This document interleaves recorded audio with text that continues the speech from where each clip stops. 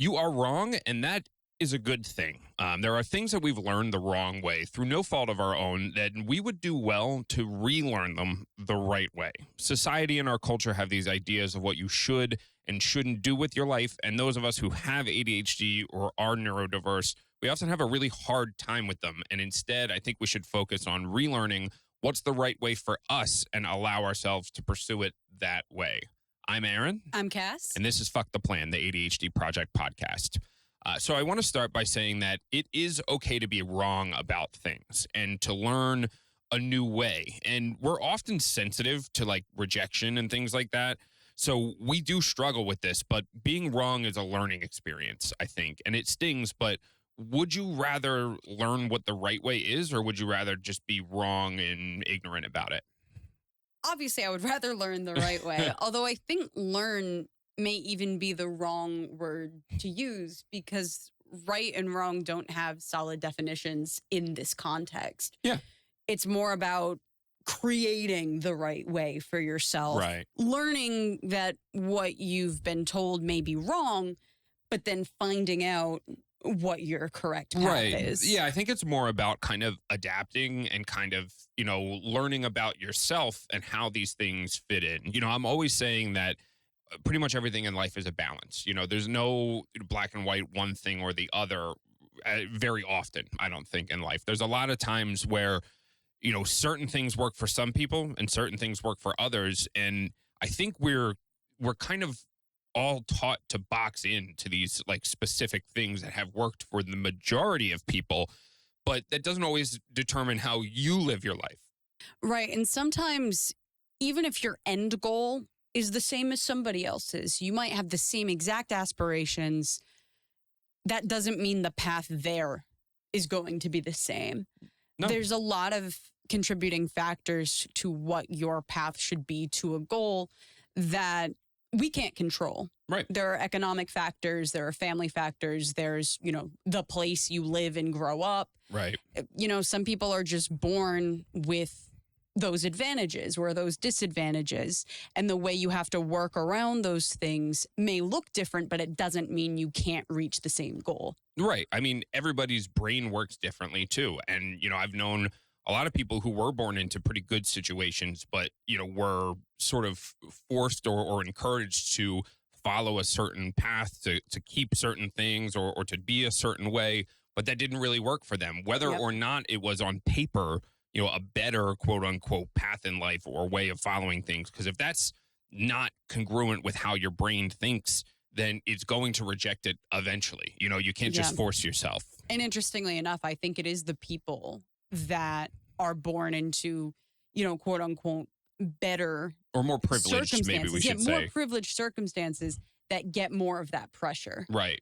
And I mean, there's pressure from, people of lower status to kind of be the one to rise up and overcome and pull your family out of, these tough situations. And that's a lot to put on a person. Oh, yeah. And at the same time, maybe that is what you want, but you're getting the opposite reaction. Maybe you do want to try and make progress, but some of these sort of generational traumas and things like that are keeping you from being able to do that. Like one thing that I think of as far as like something that society and culture tells everybody that you need to do or that's the best thing to do, but doesn't actually really work out for everybody is like owning a house. Yeah. So like it's an aspirational goal for a lot of people. And we're taught that this is like a big symbol of success in life. But what if that isn't actually the best thing for you? What if that's not really what you want? So like personally, I own a house. I know Cass does not, but there are benefits to each. So for me, it's been great. The extra effort has been worth it. But for a lot of people, especially those of us who are neurodiverse, it might not be so simple because it is a lot of work. And it's a lot of work. It's also a giant commitment. Yeah. I never cared about whether or not I would own a house until I got engaged. And now I'm like, oh, okay, this is somebody that I want to be with for the rest of my life. And it would be nice to have a place that we can call ours. We've both lived enough to know that this is the area we would like to live. Right. But I see a lot of my, friends of mine who maybe I had gone to school with or whatever, at 21, they were buying a house. Right. And I'm like, dude, you have not had enough life experiences to know that that is where you want to be. You just Right. got yourself into a 30-year mortgage. Yeah. You're there until you're 50, Yeah. at least, unless you back out, which is a whole process. Right. And it's not something you want to jump to, just like getting married. You don't want to just, this is my first partner ever. We've been together for 2 months and now we're getting married. Right. You kind of have to learn like what works for you, what doesn't. And really one of the only ways to do that is through experience. And I mean, with a house, yes, there are financial benefits too. And I don't want to gloss over that part because, say you do buy a house young and you happen to get a good timing when you're ready to move on from it, you could sell it and make some money for yourself. But what if you don't? There are a lot of people who buy a house at the top of the market, and then later on, it's not so easy to sell that house. You could find yourself stuck in a bad situation that you can't get out of. Like there's a guy that I used to work with years ago who, when he was very young, early 20s, bought a condo here in Warwick, Rhode Island. And I don't know if you'll know where I'm talking about. It's near Patuxent Village. It's the very familiar. Narragansett Village apartment Ooh or la la. condos. Well, yeah, you think that, but you go online and you start looking for houses and there's like 50% of the condos in that area are for sale in that complex and nobody wants to buy them. So this dude was trying to sell this house and kept dropping his price over and over again and couldn't actually sell this condo that he had, which left him in a bad spot because he's got a big financial commitment. So it's not always as straightforward as it seems. Everybody says, well, I just want to buy a house and then I'm set forever. Well, there are a lot of complexities to that, Oh, yeah. And technically, I live not technically, I live in the same building that my parents live in. We have separate apartments. I pay rent, all that jazz, but we are in the same building. And if you had told me that that would end up being the case at this point, back when I was 21 and I first moved out, I don't think I'd be thrilled about that. Right. But I lived on my own for a while, and I lived in like my dream neighborhood, which was the east side of Providence, the really artsy fartsy area. And it was great, but I needed 5 roommates to live there. Yeah. And I loved my roommates. We got along famously, but like, it's tough when you just like, oh, I want to have a couple friends over. The living room is always jeopardized and people aren't doing the dishes as quickly as I would like. And every time I have someone over, I'm segregated to my own room. And there are just a lot of complexities that come with that, even though we had a fairly big place. So after, doing that and then moving to Massachusetts briefly and constantly needing a roommate, I was done with it. Right. And the building that my grandma owned, which happens to be the building that my parents live in, the apartment finally got vacated, and she's like, would you like a 3-bedroom apartment to yourself please. for $500 a month? Oh, and my I went, God. yes, Yeah, please. there's no way you're going to tell me that buying a house is better than that situation. Renting a $500 a month, 3-bedroom, pretty decent apartment, by yourself and now with your fiance. That's a pretty good situation for you. And it gives you guys time to save and put money away if you do want to buy a house. And then the other thing that nobody talks about is we all talk about buying a house, but then what happens after you move in is you got to take care of the damn thing. And it's a lot of work. So also property taxes. Yeah, property taxes. Yes. And I mean, we do all of ours in escrow. So like we pay one monthly payment and there's some of it set aside for taxes, some for insurance, that kind of thing. So like that's the smart way to do it. But at the same time, like I have to mow the lawn. I have to if something in this house is broken, I have to fix it. It's either myself or my wife. We need to either fix it or hire somebody to fix it. And that's a big burden sometimes, especially, if you aren't in a position where you have a ton of extra money sitting around, things can get expensive or time. Yeah. So like the time factor of taking care of a house is huge too. And people don't really think about all of the maintenance and the upkeep and all of the things. Like it's a lot more expensive than you realize. And a lot of times, I ended up taking for granted the simplicity of having a lot of that stuff taken care of when I was living in an apartment. Now, I mean, for me and, for my family, this works out. This is a good situation for us. But at the same time, if you have a difficult time with keeping up on home maintenance or with having schedules for things to, try and clean every part of the house at a certain time, to do all the yearly maintenance things like that you don't think about, like clearing out your dryer vents and hot water heaters and all that stuff that you like have never known about before. you could find things building up pretty quickly, especially if you have ADHD, which gives you lots of trouble with taking care of these kinds of things. Like you can end up stressed out and overwhelmed. And yes, there are benefits to it, but in some cases, you might feel that it's not worth it, you know? Yep. And, on the topic of, commitments and things like that, I think another thing that people are told you have to do is get married and have kids. Yes. And, obviously I'm engaged, you're married. Right, It's something right. we wanted to do, but it's not for everybody. No, no, not at all. And I mean, even if you separate the two things, like marriage is not for everybody, Mhm. and neither is having kids for whatever reason that might be, whether you don't want to or can't or anything. But a lot of times we're made to feel like the only thing that matters in life is getting married and having kids and buying a house and these specific things. It's the happy ending, Right. They don't talk about what happens after the happy ending. Right, right. And it's especially women, we're very pressured into, if you don't have kids, what the hell are you doing? Right, right. Like that's your only value in life. Exactly. Is when people make you think. Women, even in their 30s, struggle to find people who are willing to tie their tubes Right. because, well, what if your husband wants kids? Well, that's his problem. I Yeah. don't know what to tell you. I don't want to pass one through. And that's kind of the point here, is that people assume that whatever you're doing has to be this specific like life plan thing. This specific thing is correct to do, and if you don't do it, you're wrong for deciding you don't want to have kids for any reason. I mean, I'm not even talking about whether you're medically able to or not. I'm talking Right. about whether you even want to have children. People don't allow for, us. I know it's particularly a problem with women, of course. I'm not a woman, so I can't really speak to it. But like thinking that you have to do that in order to, like, you must want to do that because you're a woman. You have to want to have kids. And if you don't, there's something wrong with you. And I think that that's something that we've learned incorrectly. And that's something that we've been taught by society that we need to relearn, is that you don't have to have children to be a viable member of society. The amount of times I was told, like, as a teenager or in my early 20s, you'll change your mind. Yeah. I'm 29. I haven't changed my mind. If anything, I'm more Yeah. sure that I do not want kids.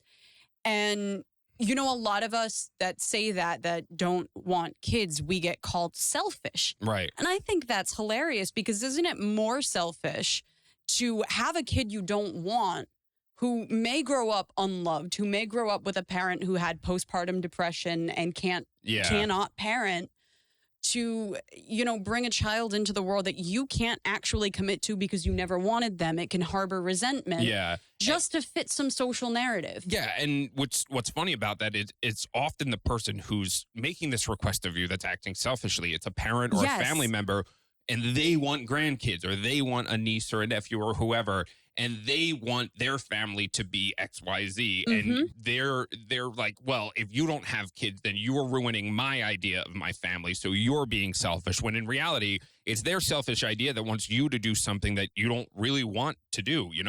You bring people into the world, and then you try and teach them, but they're going to be their own person. They can't just do everything you want them to do. And it doesn't even just come from parents. It comes from culture and society as a whole, I think, a lot of times. And, shout out to my parents, because they've never been like that. Yes. My parents, I mean, my parents have, obviously they would like grandkids, but it's never been like you have to. And again, I'm a guy. It's different for me. Yeah. It's just wild. And, on that, I was just talking to my fiance's friend about having, she basically lost her relationship with her sister Mm-hmm. because she got married in a very unconventional wedding. Right. And she didn't have a wedding party. And her sister was like, "You've ruined my chance to be a maid of honor. Why are you doing this to me?" And they make it about themselves. They made it about themselves, and it completely fractured their relationship. Yeah. I'm like, how can you say your big day, your day to celebrate your love with someone should be about me? Oh, yeah. We could do a whole episode on entitlement, because that sounds like a fun one. Oh my But, God, we should. yeah. Really, it's... And that sister, the person was also taught things the wrong way by Mhm. society. They were taught that, you are supposed to be the maid of honor for your sister. And if not, then you're not doing it right. Yep. And this whole idea of there's only one right way to do things is what I'm really trying to kind of break down in this episode here, because there are not. There are so many ways of doing things. And just because one might look best or seem best for the majority doesn't mean it's the same for everybody. And whether or not you want to have children shouldn't be defined by what everybody else thinks. It should be defined by you and what you think. And what you need to relearn is not, whether or not you should have kids. What you need to relearn is that you have the ability to make that choice and should be the only one making that choice in your life. Kids is one. And then one and that we kind of touched on is marriage too. Not everybody wants or needs to be married. For me, I love my wife and I love being married to her, and it works for me. But there are so many people who don't want to or can't, or for whatever reason, marriage is not exactly what they want to do. And I think that there's a lot of value in sharing your life with someone. And I think that it's something that everybody should be able to experience in their lives. But why does marriage have to be the only correct way of sharing your life with someone, right? Yep. And, I never cared about being married until I met my fiance. Right. It was like, I don't want to be married, but I do want to be married to him. Right. It's, and I think there's a lot of people who get so wrapped up in the fun of a wedding ceremony and reception. Right. Where it becomes more about having a party, the happy ending without thinking about what happens after the happy ending. Right. And a lot of that is pressured. And there are ways to spend your life with somebody that don't involve marriage. Like, not everybody needs to. Some people are like, well, if we're not having kids, I don't see why we need to get married. And that's completely fair. Yeah. Some people only want to do it once they hit a certain age because they're like, it will make my end of life process easier on my partner. And I mean, that works. And what I think about a lot of times is like how many people got married because they thought it was the right thing to do. And then that ended up in divorce or something else later that didn't work out or made things much worse for you. Or financial purposes. Some people, especially, in the 50s and 60s where it was like, women are not working. Yeah. Women had to get married or else they couldn't survive. And it's thankfully we've come that's another whole episode. But like, thankfully we've moved away from that. But lot of most places, the societal and cultural views on it really haven't changed as much from that. And like, obviously every person, man, woman, or whatever your gender may be, should be able to be independent, and every person, regardless of your gender, should be able to be with someone they love. So I don't think that we've come as far as we need to as a society yet to realize that, all of these paths are viable. And I think that there's still this insistence on this traditionalist kind of way of going about your life, and you have to get married XYZ, year or by a certain age. Otherwise, you're a failure at life. Mm-hmm. And I think that we've been sort of indoctrinated with that from such a young age that if we don't relearn that there are better options, we're going to find ourselves in a really shitty situation and married to someone who we don't want to be married to, or even worse, in a situation that you feel like you're trapped in because you're now dependent on someone.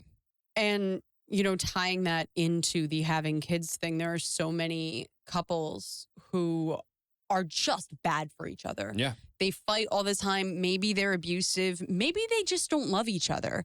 And they're civil, but there's no love. Yeah. And then they're saying, well, I don't really want to be married to them anymore, but I'm staying with them for the kids. Yeah. And that's a bad thing for the kids to grow up in. They're going to look at you and think, this is what love is.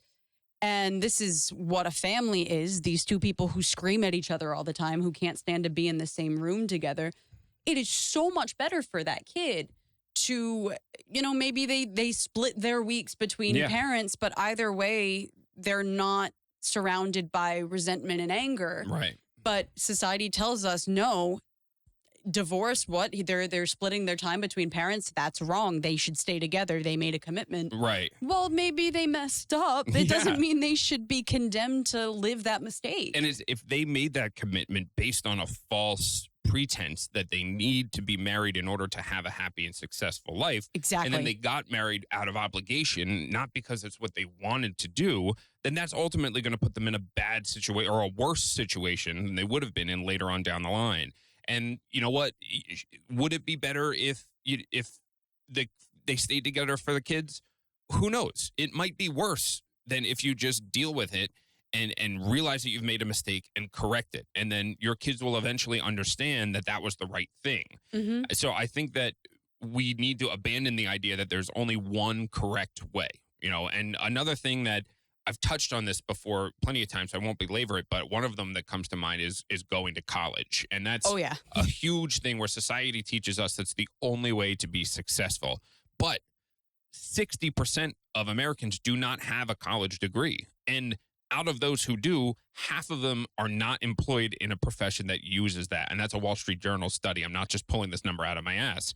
So I think there is a lot of value and benefit of going to college, because I don't really want to sound like I'm bashing it. For me, it wasn't the right path, but I don't believe that we should be taught it's the only way to succeed. I don't want my doctor to get their medical license from Craigslist, but at the same time, do I really give a shit if the chef cooking my food went to culinary school? No, as long as they can cook.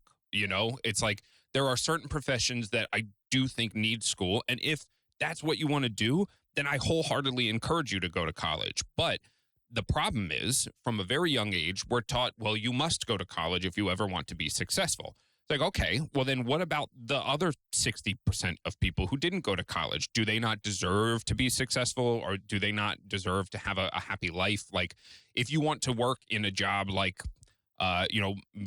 say you want to work in a job like a chef, or you want to work like, what if your genuine passion, and I really am not being I'm not being like a jerk or anything about this. I genuinely mean this. If your genuine passion is landscaping, if you really enjoy taking care of things outdoors, do you really need to go to college for that? No. And people look down on, folks who are landscapers or trash collectors or people who work in these service industries as not being successful. But you don't realize that a lot of these are pretty well paying union jobs. Like, you can have some longevity with it. Like, I don't really care if the county clerk who does the processing of the paperwork for when you get married went to college. I just care that they know how to fill the paperwork out properly. And I think that person deserves to have a happy life too. I don't think that they should be excluded from that because they didn't go to college. And, there are a lot of reasons that people don't go to college. And I think a big one, unfortunately, today is just the cost of college is so absurd. It is. It is. You can go, and unless you want to be a doctor or a lawyer, and even then you got to be a pretty successful one to pay off that debt. It's just not worth it. No. It's like, am I going to drown in 6 figures of debt because I got an English degree? Right. And now I can't get a job when I was a good enough writer without the degree? Right. Or like, if you did get an English degree and say you want to be a teacher and you go through all of these years of schooling and you get your certifications and you become a teacher, and then you can't actually make enough money to support yourself and pay off your loans. Like, there are other things that need to change. Like, if it was a perfect situation and college always worked out perfectly for everybody, then everyone who graduated college would immediately go into just like the best job ever and like have all of the money they ever needed. But that's not reality. So how can we tell people this is the only way to be successful when it actually isn't even a way to be successful for half the people who go? Like, if half the people who leave college end up doing fuck all with their degree that they just spent tens of thousands of dollars on, then is it really the best thing for everyone? Tens of thousands? Well, depending. Per year. Yeah, maybe. It's been a long time since I went to any kind of community college, but yeah, I mean, it's like Community college is different. Yeah, it's very different. But don't go just to go is what I'm getting at. If mom and dad are paying for you to go to college, well, then you better, pay attention and do something that you're going to use. You don't want to take advantage of people. But if you have the choice and you're deciding, do I take out hundreds of thousands of dollars of student loan debt to go and get a literature degree when I don't actually want to be a writer or a teacher or anything? I want to work in I want to work in a factory, I want to go and be a mechanic, like go to a trade school, do something that actually is going to benefit you in the long run. And that doesn't always necessarily mean that it has to be, financial decision either. What about the 4 years of experience that you could be getting at a job that you wouldn't be because you're in school? And like, I always use culinary school as like the example. And I think I've said this before, either in other episodes or on TikTok or something, but like, if you are a chef, the best thing to do to go further in your career is to get better at your job. And you do that by experience. So people come out of culinary school after having 4 years of learning on paper how to cook things, and then you get thrown into a kitchen and you have no fucking idea what you're supposed to be doing because you don't know how to work. So you would, in a lot of cases, be better served by learning how to do the job for 4 years than by learning on paper what might help you do the job one day. Well, even our investment jobs, Yeah. as we keep saying, neither of us went to college.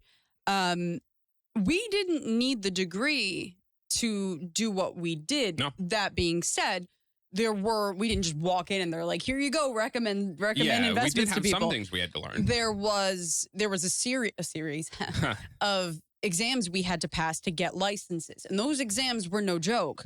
And it was kind of like, okay, it almost felt accepting. It was like, you don't have to go to college to be intelligent, to be competent, to know what you're doing. Right. Take these exams. If you can pass them, it proves you have what it takes and you can learn on the job. Right. And that is exactly what we did. And so this might be the only time that I'm like, good job, investment industry. I know. So like there are paths there that do require college, and that would be good. If you want to be, if you want to have certain certifications or take that further, then yes, college can help you.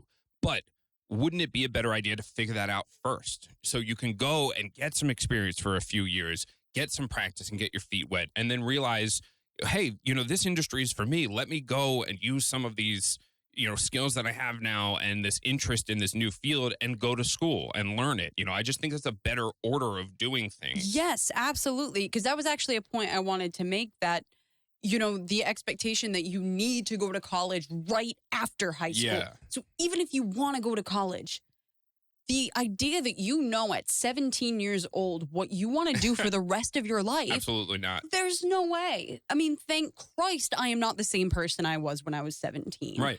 I would not have known what I wanted to do. I think John Mulaney does a great bit about this. He's like, they made me sign up for things. I was 17. I was all confused. I was barely awake. I know. And you go and you get nothing out of it because you were forced to pick a career in your teens before you even know who you are. Right. When you're 17, 18 and you're graduating high school, take that gap year or years. Figure out who you are and what you want before you make the financial, emotional, mental commitment of college, because you will get so much more out of it. And you will have people telling you that you're making a mistake, that, oh, well, if you take these gap years, you're never going to get back on track. And you know what? Maybe you will decide in those gap years that college is not for you. That's so much better than wasting your time and potentially your life trying to repay something that wasn't right for you. Right. Or potentially the alternative, you actually stick with the school, you get a job in that field, and you realize that you hate it and you don't like what you're doing for half of your waking hours. Like when you're at this job that you hate. It's like we I think force people to take a path that has worked for many when we don't know that it will work for every individual. And I think as time goes on and our society develops more, like people are starting to realize and branch out. And thank God for the younger generation, like, the Gen Zs who are really kind of taking a different approach to a lot of, at least that I've noticed, but like in this era, in this phase of the world that we're living in now, there are more options than there ever have been before. And we need to realize that it's okay to take advantage of them.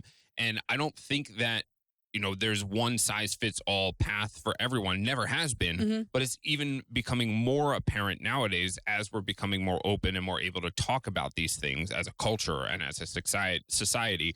If you think about it, if you look at people who are like ultra successful, like, the billionaire entrepreneurs of the world, almost all of them are ridiculous and crazy and did not do like the right thing in life. And I'm not saying that that's what you have to be, but what I'm saying is that if these people can find such great success from taking a non-traditional path, then certainly that's evidence, that's proof of concept that you don't have to do specific things in order to have a certain level of success in your life. Exactly. And there is no way around the fact that it's always going to be an older generation teaching a younger generation. That is an inescapable fact. But the older generations need to realize that the world changes very fast, especially with technology the way it is. The world that Gen Z is inheriting is not the same even as the world that we grew up in. Oh, yeah. We were probably the last generation. I know we're a couple years apart, but we're the last generation that didn't grow up with a phone in our hands. Right. Until like high school, Yes. basically. And even then it was like a prepaid track phone. Yeah.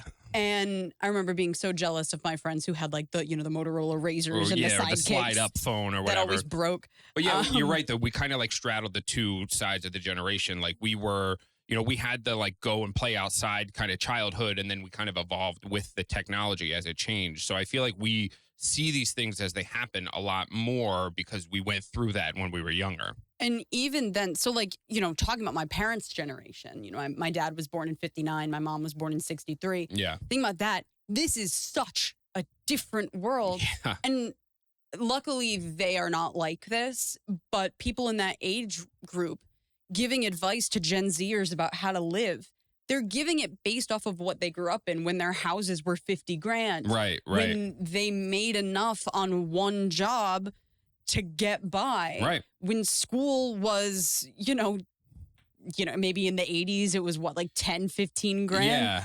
Like, and it's a lot of times world. it is a different world. And my parents were born in similar times, and when all of our parents were teenagers, that was the 70s, and there was this huge like educational reform push in the US to change like how people were being taught and what they were learning, and there was a really big push for college. And at the time, it did start to be true that you could go to college for a few years right after high school and luck into these amazing high-paying career-type jobs and stay there forever.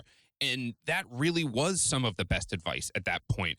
It was easy to get factory jobs and those types of things, but they were slowly moving, and manufacturing started leaving the U.S. around that time. And what became more important was sort of higher complexity, more like education required, quote unquote, type of jobs. And so for that generation, it really was some of the best advice, and even through to the 80s and 90s. But then things start changing again. And if you're not keeping up with that, if you're just regurgitating the same thing, then, that's not going to help anybody in today's day and age, because the rules have changed. And if the rules have changed, then you can't just keep playing the same way. And it's important to in order to not push these things on the next generation. It is important for all of us to try and keep in the loop somewhat about what's going on. Oh, yeah. And I notice even I feel out of the loop. And yeah. I'm not even 30 yet, and even I feel out of the loop. I talked to my friend who's only 4 years younger than me, and I'm like, what the fuck are you saying? And she's like, do you know that TikTok where? And I'm like, no, but continue. I'm not on TikTok. I don't know any of these references. It's and funny. I'm like, I feel like the old men from the Muppets, but I'm trying. You got to at least try. I think, and acknowledging and understanding that things do change and have changed and will continue to change is a big part in keeping afloat on that. And just like realizing that it's not going to be the same thing that works, over the years, that the advice and the strategies need to change as the world changes. So I don't necessarily think that we should be saying there's one right way or this is going to work for you because it worked for me, when we're in a totally different world for the most part. And like, I get it, every generation wants their kids to have a better life, right? But if we go and do the same things and work just as hard and have the same experiences, then isn't that a little bit of a slap in the face to say, all right, well, I know you want me to have a better life and an easier time. I'm just going to do the same shit that you did. Like, are you not actually, you're not actually succeeding in having a better life if you just go and do the same shit. And then if that causes problems for you down the road because you got student loans or you're in a career that you didn't like now you're making things worse actively by trying to follow that, when you really need to just think about, all right, let's move forward, and how can we do that in a way that works for me and my individuality and my brain? And I think we're empowered more to say that in this day and age, but we still have a lot of folks who are tied to that sort of traditionalist type of view when it comes to that. I've noticed that there's a level of bitterness from the older generation when it comes to things like that. Everyone says it, I want my kids to have it better. But then when it comes to the prospect of them actually having it better, they get bitter and angry. And it kind of seems like it skips a generation. It's more the grandparents about the kids. It's like, I worked so hard. Why aren't you working so hard? Exactly. And they are working hard. It's you didn't owe 500 grand at the end of your school Yeah. and the interest rate wasn't 13%. No. They do. The situation is different. You can't slag off the potential of them getting a couple bucks forgiven off of their loans. Yeah. When, quite frankly, you didn't need that. Right. Yeah. And it's like, if you keep judging today's culture by yesterday's standards, or today's life paths by yesterday's standards, then it's always going to be a little bit and like of a sting. You know what I mean? It's like, if you want people to be held accountable to those same standards, but also want them to evolve and grow and have a better life, those two ideas are kind of incongruent. Like, they don't really gel together. And you know, some people take the attitude of like, well, I had it tough, so I don't want you to have it easy. But Yep. shouldn't it be, I had it tough, so I want you to have it easier than So I did? you don't have to go through what I went through. Exactly. It seems to be a cyclical constant, and maybe one of the only constants throughout the centuries, that there is that misunderstanding, there is that mistrust of anything new. Right. Right before this, I was scrolling through Facebook and I saw an anti-electricity propaganda ad from 1901. That's great. And it showed like people and birds literally being strangled by phone cords with like big skulls everywhere. That's great. And I think it's a great example of people are afraid of what's new. Yeah. And there will always be scorn on the younger generations. Like, can you imagine life without electricity? Exactly. You know? And like, the big thing now is AI, and it's like, oh, AI is going to kill everything. Yeah, but you know, people were terrified of the tractor too. They thought it was going to ruin farming. Oh, I'm not kidding. When like the tractor was invented, people were like, oh, you know, this new technology is going to kill farming. It's like, well, do farms exist still? Like, did the tractor like enable us to be much more efficient? Like, yes, you know. Oh, I'm so sorry that you don't have to hire 18 people at slave labor wages anymore. Then you can just get one tractor and all of a sudden produce the same amount of food. You know, it's like, oh, I don't have to exploit human life anymore for my farm to be successful. I can use a piece of machinery. Oh, isn't that just a tragedy? You know, like. Yeah. And, you know, parents of kids that were growing up in the 60s, you know, the Beatles saying, I want to hold your hand, the salacious nature of that. Yes. But now, you know, like the hippie generation, the free love, like social change generation is scorning us for like, you know, queer people wanting to get married. And it's like, what happened to that rebellious spirit, man? Yeah, it's died out, basically. It's been beaten out of them by these types of things. Exactly. You know? You keep hearing over and over and over from people who have a position of trust in your life that, you know, if you don't do XYZ things, you're going to disappoint me. You're going to fail. You're going to disappoint yourself. You're not going to have a good time. You know, if you pizza when you're French fry, you're not going to have a good time. You're going to have a bad time. You're going to have a bad time. But I don't think people really always think that through. I think that they take what they've heard and they've been taught and internalized over the years, and they just kind of pass that on, that trauma, to the next generation. I think we all have a responsibility to evaluate these things for ourselves. And this is probably not a new concept. You know, if podcasts existed 50 years ago, people would be talking about the same shit, I'm sure. It kind of did. It was just radio broadcasting. Yeah, it's a similar thing, but the format has changed, and that's not a bad thing. No. It means that you get more voices out there, more creativity that might not necessarily have been funded by airwaves before. Right. The stuff that we say would not be allowed if it was a, you know, public, here, we're paying for this to be on the airwaves. Yeah. It just wouldn't be allowed. So podcasting is a very cool innovation of something that's existed for, you know, almost 100 years. Right. And, you know, you touched on a good point, was that it allows more voices to be out there. And I think that's a big part of what will help us make this shift societally, is to realize that there are more voices and more unique sort of individuality that's being shared out there. And I think that that's a great thing.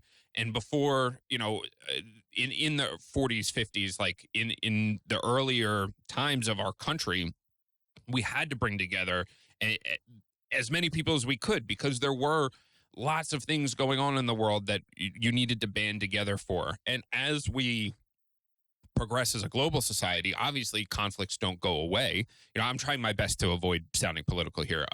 You know, conflicts go away and we get to focus on other societal issues and problems. And yes, there are still conflicts out in the world, but at the same time, now that we've gotten to the point of our country having been established and been around for a couple hundred years, now it's okay to sort of say, all right, let's hear all of the diversity that makes our country great and all of the different ideas. And that's a popular thing to say in the media nowadays, but it's a difficult thing for people to wrap their heads around on a personal one-to-one level. You can, like, the incongruity of a lot of the boomer generation saying, oh, yeah, I have no problem with gay marriage. If the gays want to get married, they can do that, and not realizing, like, what a microaggression it is to say, if the gays want to get married. Like, or the most popular one, and they always think that they are hilarious when they say it, is, well, if the gays want to get married and be miserable like the rest of us. And it's like, dude, no one made you propose to your wife. Exactly. You made that choice. Exactly. So, like, how do you hold these two different ideas, like, incongruently together? Like, you have to realize. They were pressured into that idea of marriage, like we just said. Exactly. And they may not even maybe they love their spouse, but they don't necessarily like them. Yeah. So at the beginning, you said, maybe it's not the word learning, but maybe it's the word acknowledging that we all need to start doing a little bit better, because I see a lot of times, and I've done it myself, people have had this one idea drilled into them that this is correct. And then you start to realize in the back of your mind, you're forming opinions that don't really quite agree with that. Like, a lot of folks from our parents' generation were taught that it was wrong to be gay. And then as time goes on, maybe they have a coworker, maybe a child of theirs, it turns out that they're gay or something, and they have this other experience with it, and they realize, like, they either it either blows them up and they have a nervous breakdown, or they just kind of continue this weird halfway between each idea type of thing. And, like, they want to support their kid for being gay, but then they won't watch a movie that has a gay star or something like that.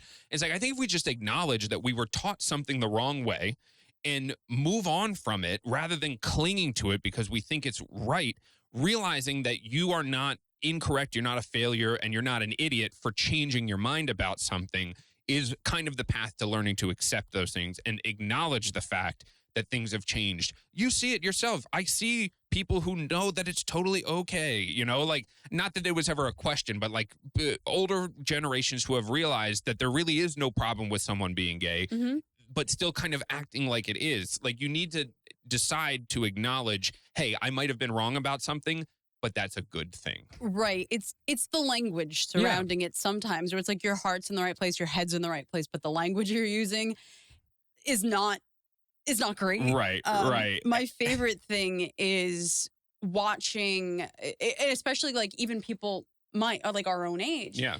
Watching, like, the really macho dudes who, like, worship the, like, old warriors. Yeah. Realize that Alexander the Great was gay. Yeah. I love it because they're like, wait a minute, what? You can be tough and badass and still gay. And then they realize it, and you get some that are like, well, no, he couldn't have been. Yeah. When it's like, dude, ancient Greece was, like, the gayest. Are you serious? That was very gay in ancient Greece. Whew. But, like, you get the cognitive dissonance of people who will refuse to believe it, and then people who are like, wait a minute, and it actually changes their perspective on things. And to kind of close out, because we're getting close to the end, so that little topic that we just discussed is really a great example of, something that society has taught you one way, and you've realized that you need to relearn this in your life. And that applies to so many things. So if you understood that concept of, somebody from an older generation being taught that it's not right to be gay, and then having these good experiences, learning and changing their minds for the better later on in life, you can do that about so many different things. Mm-hmm. And this episode has been a lot about choices.